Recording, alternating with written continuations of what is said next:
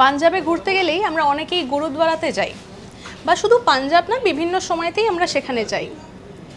এবার বলতে পারবেন বিশ্বের বৃহত্তম গুরুদ্বারা আপনি কোথায় গেলে দেখতে পাবেন?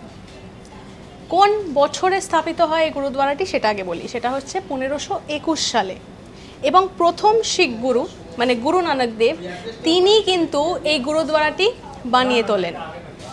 এবং এটি কোথায় গেলে দেখতে পাবেন? এটি আপনি দেখতে পাবেন কারতারপুরে, যেটা কিন্তু যদি আমি ভারতের পার্টিশনের আগের কথা বলি তাহলে সেটা পশ্চিম পাঞ্জাবে পড়বে, আর পার্টিশনের পরে যদি আমি রেফারেন্সটা দিই বা এই জায়গাটির নাম উল্লেখ করি তাহলে কিন্তু এটা পড়বে আপনার পাকিস্তানে।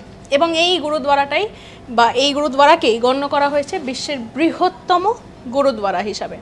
আর পার্টিশনের পরে যখন মানুষজন সেই গুরুদ্বারাতে যেতে চাইছিলেন সেই সময় কিন্তু অনেক টার্মস অ্যান্ড কন্ডিশনস ছিল তাদের আসা যাওয়ার জন্য, কোয়াইট ন্যাচারাল, কারণ সেই সময় আমরা জানি পার্টিশনের পরে পাকিস্তান আলাদা হয়ে গেল, ভারত আলাদা হয়ে গেল, সেটা তো আমাদের সকলেরই জানা।